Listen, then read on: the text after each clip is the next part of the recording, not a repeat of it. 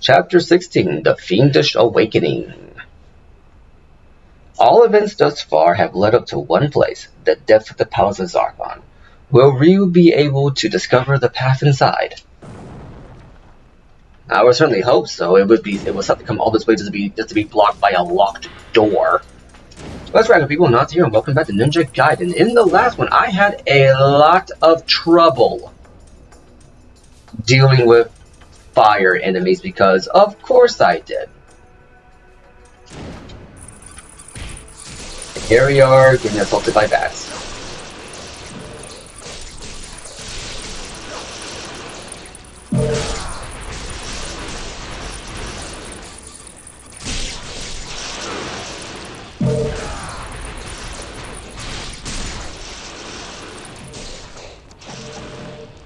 And yes, if you take the chance to do the ultimate charge, you get slightly bigger ores from the bats. Not too big, but slightly bigger ones.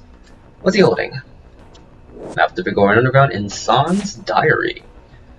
January 30th. I have gathered some new information. According to the ancient legends of this place, he who offers the Lost Stone Tablet to the Twin Serpents may gain entrance to Zarkon. The tablet, now apparently split into 3 pieces, is said to have been scattered throughout Vrigor. I was able to learn the location of these pieces. One is at the Twin Serpents Plaza in Tyron. One is in the archive in the monastery. One is near the stone circle in the magma cavern. I must gather the fragments and then begin my approach to Zarkon. February 5th. I'm hungry. He died of hunger. How anticlimactic. But anyway, yes, in the last one I had a bit of a problem with some fire enemies. As you do. Wait. I recognize that sound. Oh, not these things again. Brain wasps.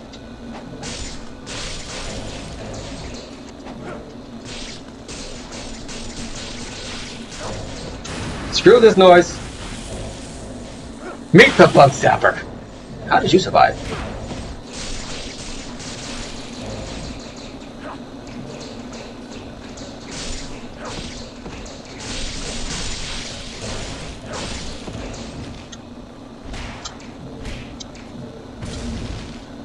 Come on, a freaking kick move.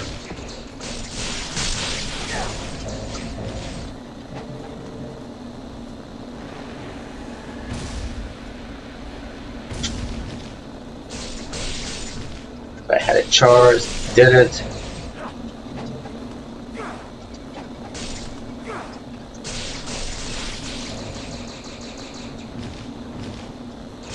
Then come on. Screw this! Bug zapper time!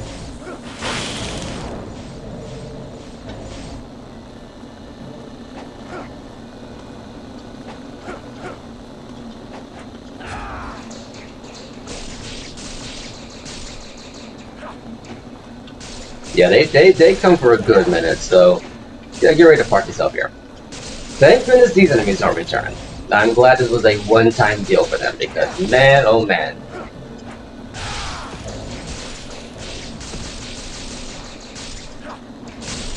Come on, go on. Are we quite done with the brain wasp?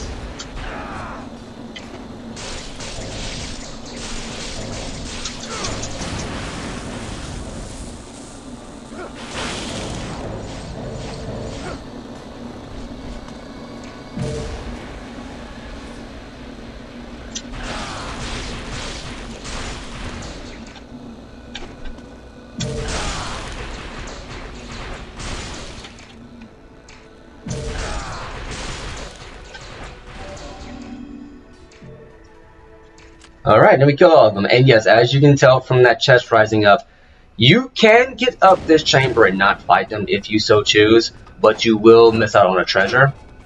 Forget what that exact treasure is. Yeah, this is pretty much all you gotta do.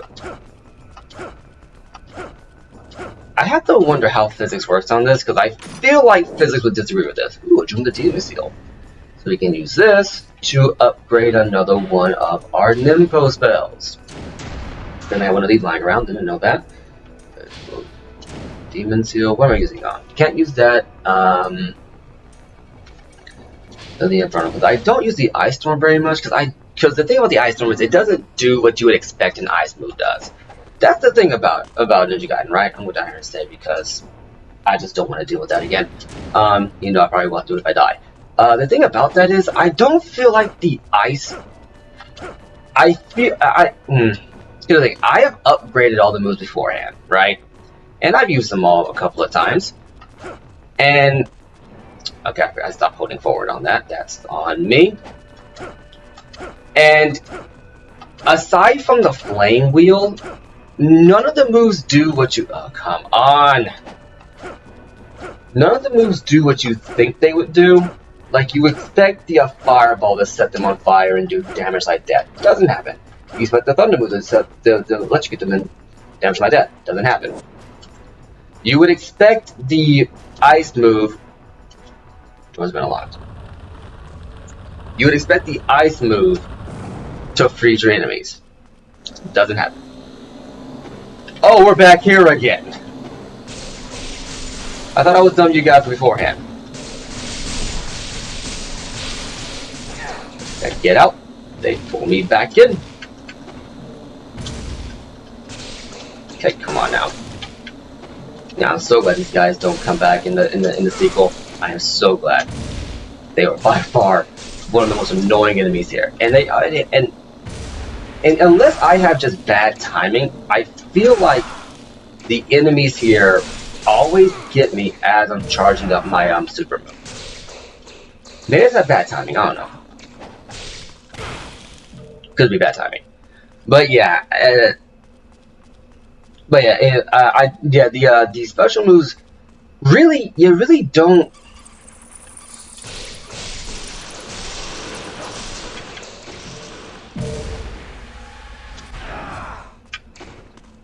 You really don't need to upgrade them, because all you're getting out of it is a damage upgrade.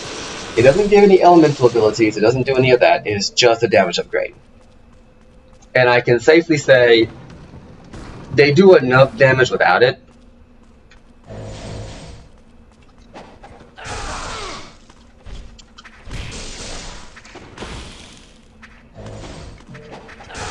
Right, the Gregorian Flail does that. I forgot about that. I don't really use it very often. And I feel like they give them some more utility because they're limited use as is. They don't recharge. You don't build up a bar like you do with, like, say, Devil May Cry or Bayonetta, where you do damage and that's how you build it up. This is by far a more skill-based game compared to those two. On principle and execution, that's another thing. If you want to argue that, no, feel free. I'm going the wrong way here. Okay, let's use a different weapon here because this is not cutting it.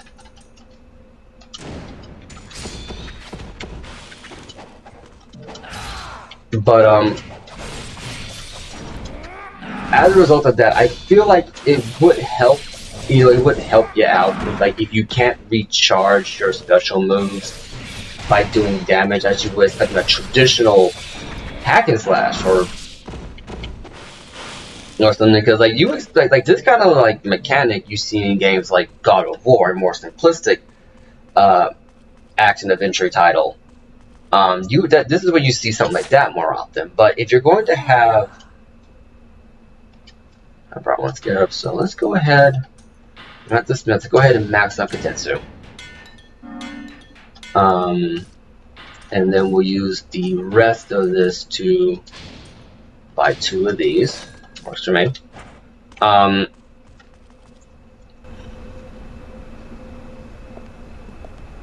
Where is Ryu? He's wandering around here somewhere, My Excellency. Who knows what he's up to? And the Dark Dragon? To put it simply, it seems that the Dark Dragon, now free of its seal, is gradually absorbing the chaos of the battlefield and becoming a truly evil blade. It is not surprising that we did not know its true capacity, as the ancients were so careful to conceal it. Now, it is a weapon of extraordinary power, the likes of which have never been seen throughout human history. whoever possesses it. Do I sense greed in your voice? Of course not, Excellency. Good. That is wise. You will be rewarded handsomely, I assure you.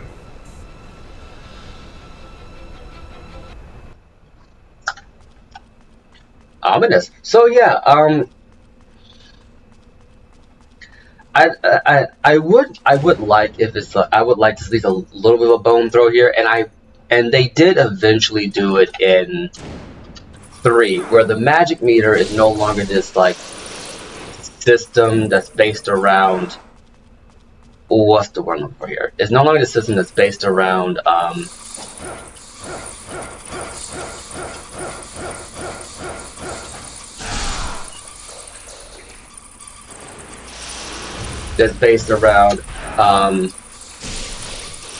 many nimpos you have in your restorative items. It's no longer based around that. You still do it in 2, sure, and at least in 2, the enemies are a little bit more balanced and you're a lot faster, so you can mitigate that problem. In 3, how they deal with it is you have a singular bar, right? And the bar actually reflects how well you're playing. If you get hit, I believe it's your health bar goes down, but I believe what happens is, as you do more damage, as you do more combos, as you build up your skills, as you do more damage, you will build up your magic bar. With that magic, you can then perform special attacks, perform certain skills, but do your magic. But the downside is that each magic you have takes a different amount of the bar. So let's say your basic fireball spell, that you can do, like, if you have the bar fully maxed out, you can do like 4 of those. I believe the wind cutter spell comes back, and I believe that is like a third, so you can do like 3 of those.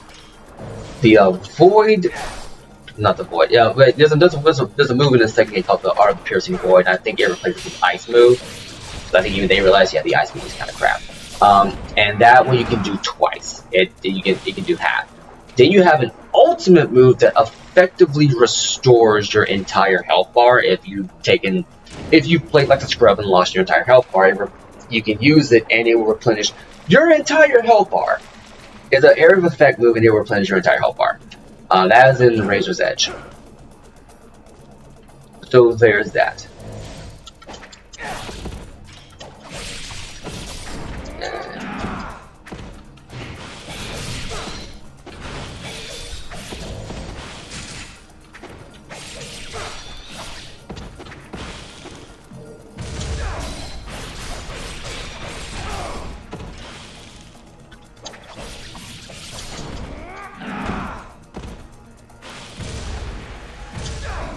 There we go. So I appreciate that one, but I think for 1 and 2, I think they went a little too hard on the 100% skill-based combat. Because the Devil May Cry, I'm going to use that as an example real quick since it's one of the contemporaries. What it does penalize your ranking, your end of level ranking based on how many health items, like menu items, we'll say, your menu health items that you use. Because it shows that you need the health to do it. Same thing with Bayonetta, because, the same, well, I won't say the same guy, but I think the same guy who created the first one carried it over. And I believe that has been a staple of his, of those particular kind of games with Platinum ever since. You use a health item, it cuts down your rank. But what they do is they throw you a bone. If you are really good at the game, or at the very least, if you're skillful and if you try new things and you're being more advanced in the mechanics, you can then get health restoring items back by performing special combos or by performing special actions.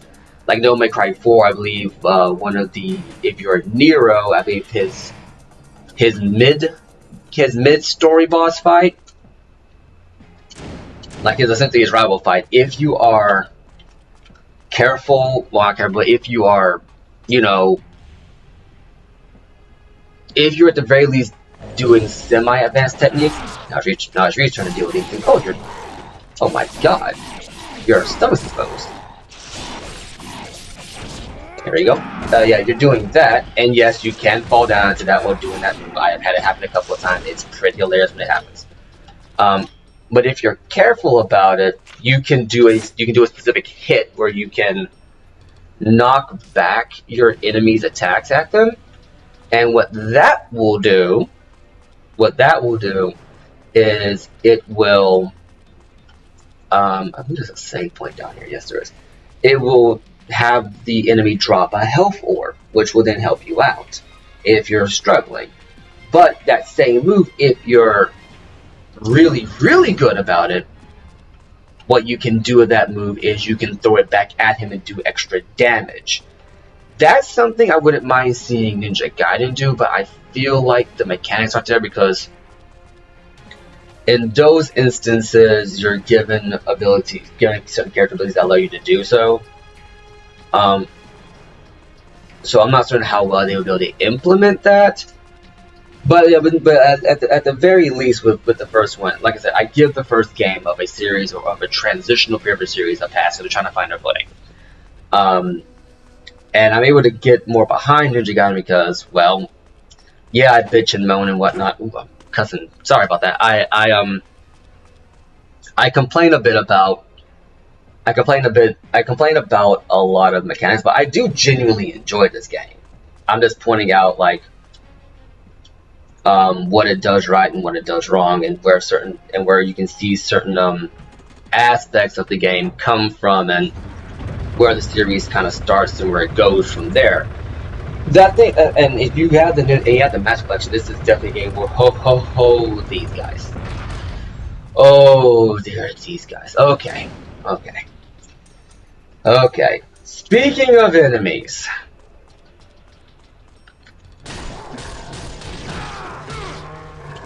that don't test your skills much. These are pretty much the if you remember the heavily armored assault guys from earlier. Yeah, these are them. So you can see they have their their rifles and their bayonets and whatnot. And they simply turned into stronger zombies from the crypt. That's all that's going on. That's why the bayonet was on the end of the rifle to begin with. It's purely for this.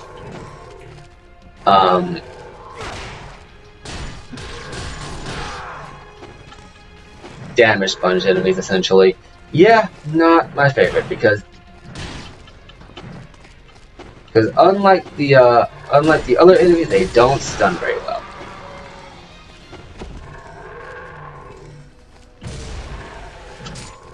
Oh wow, his range is ridiculous. Yeah, general rule of thumb, if you see them winding up for an attack, you're in range. That's a general rule of thumb when dealing with these guys. Dealing with any enemy, really.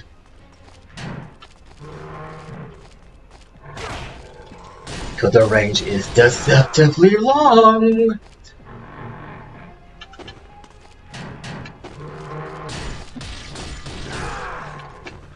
Get out of the way here. But yeah, I mean, it would just be nice to kind of have that happen in the fourth game. Because I think they're still getting their groove back.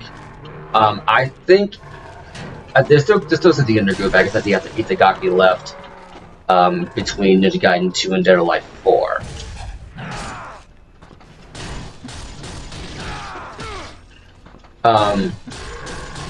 And I would argue both series have really not been the same since.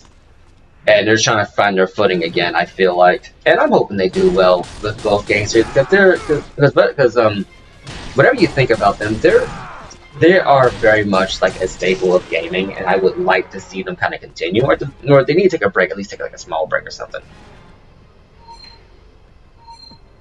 And there's that blue door that we didn't go through. That's Rachel, so we can go through it now. I'm going to jump down here and save first. I believe there's like, yeah, there it is. Yeah, I'm going to jump down here and save first. And then we're going to go through that door and finally see what's on the end there. I thought you couldn't get back to it. Turns out you can. I've got a lot of my wires crossed. But yeah, you can come back through here because they expect you to essentially go back through and explore. Oh boy. Okay, give me a sec.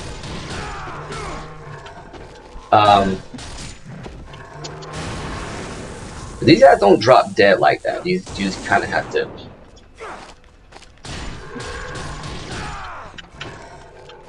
Okay. Be careful here. He does 3 attacks.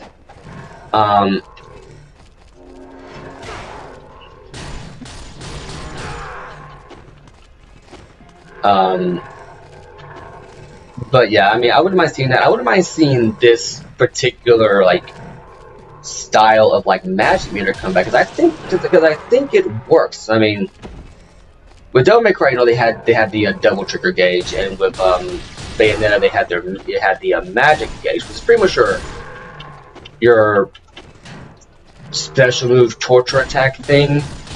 And then I believe in 2 they actually made it more, you know, worthwhile, where you can actually use more powerful combos instead of just having your torture attack. You have your torture attack on top of your combos now. I wouldn't mind seeing this segmented magic meter come back, because it does encourage you to at least be very strategic about it. But I would prefer, like, if it does come back, they would have like certain combos or certain enemy tells that you could do to make it easier to recover your health from. So did I get this over there? Okay, I did not mean to do that. Where am I now?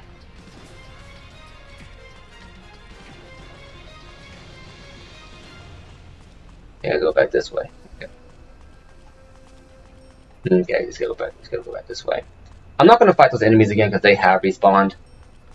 Well,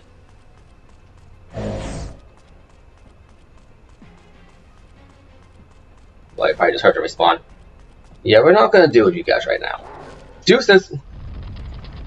You can always come back and farm these enemies if you want to, which I might do off screen just to max out a couple of things. We'll come back for this in a second here. I think I want to crack through this. And there we are.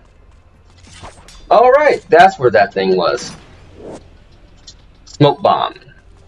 The most useless item in the game because it doesn't do diddly. Like, legit, it doesn't do diddly. Now if you go through here, and you guys remember this street!